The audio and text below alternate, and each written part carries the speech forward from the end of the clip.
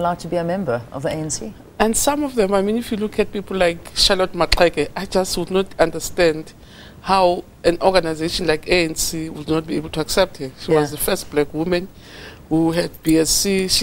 She was more enlightened, more progressive than most of the men that were there. And it just shows how patriarchy doesn't know boundaries. No, not at all. And I mean, since her days, since Charlotte Motshekga's days, so much has changed, and the struggles in each generation has changed. Talk us through that. I mean, what are we looking at now as opposed to then? You know, a lot has changed in many respects. I mean, for the mere fact that the ANC had to wake up and really acknowledge the fact that women have the rights to really to be part of them. They have a role to play. Because when the ANC Women's League was formed, I was told, Dutuli, who was president then, said things are no longer the same. Things have more life, there's more focus, there's more direction, there's more energy in the ANC. And indeed, you can see the role, what women have always done, very humbly, but always gave substance and meaning to any activity where they've been involved. They've given meaning to politics, they've given meaning to life, and it's just been, I think, quite a good thing. But even in terms of awareness that women's issues are on an ongoing basis on the table. It's not an issue that really is under the table. We may not have achieved all the things that we aspire to achieve. This year is the 60th of the Women's Charter. Yeah. And when you look at the Charter, it feels like it was written last year. Yeah. So some of the things that were raised 60 years back are still haunting women. But what is more important during this time is that they are on the table, they have been spoken about, and there are attempts to deal with them. I know this week, that was going to be my question to you. This week I know that you shouted out against what you called the setback of the advancement of the women's agenda, referring to the Women's Charter. And 60 years ago, things should have changed. I mean, you should look at that charter and laugh at it almost. But you're saying that it almost looks like it was written last year. What do we need to do to fast-track this? You know, fortunately, the Commission for Gender Equality came to give us a briefing because they have the ability to do the research, to track and monitor what is happening. So they came to brief us as a Women's League to just say, where are we as women? And what they found from their research, that indeed in the first 10 years, because it was policy work, and I think the energy to build a new government gave impetus to the whole process of building a new agenda for women. And then it says from there, after policies were made, unfortunately, we didn't set in place the necessary mechanisms to ensure that there is effective implementation of those policies.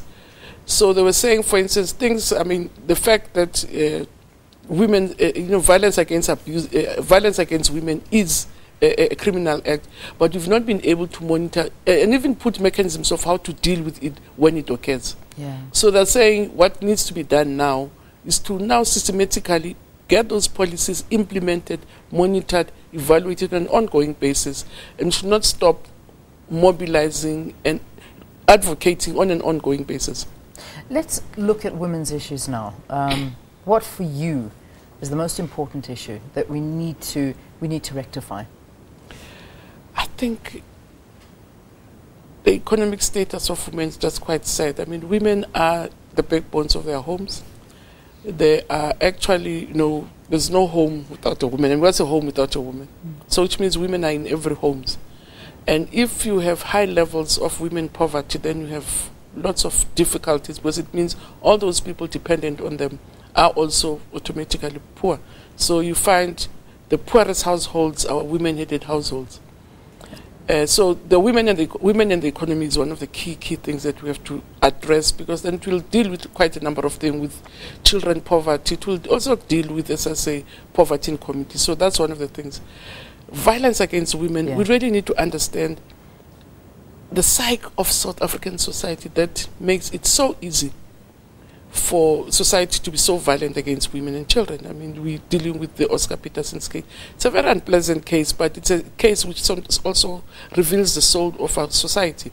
So violence against women is also a very major problem, because South African women, I mean, in one conference we had say all the time they feel scared of being attacked. They feel someone's going to attack them anytime.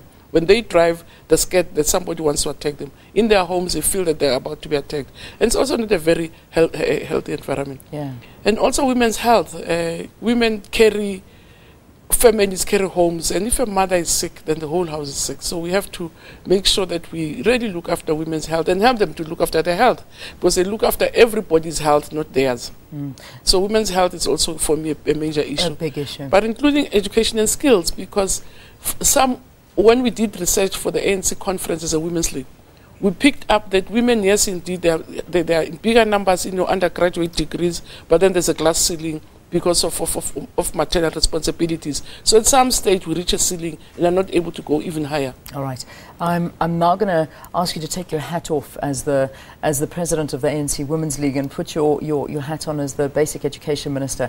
And very quickly, again, comments are made about increasing the pass percentage of certain subjects for matric.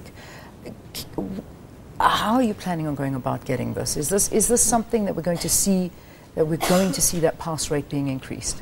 You know, I've had lots of requests to discuss that, but I really want to appeal to the media to allow us as government and the department and stakeholders to process those recommendations so that we don't say this today, tomorrow we say that the next day. So if you don't mind, please allow us just to really get the report processed, and then the discussions taking place, then we'll get back to the public to say, this is what we think is acceptable, this is what we think is problematic. Okay, and we will invite you into the studio so that we can I promise I'd love those. To after we've gone through that process. All right, Minister, thank you very much for being with us, talking to us here on the program. That's Angie Motshekga, who is the Minister of Basic Education. She's also the chairperson or the president of the ANC Women's League here in South Africa.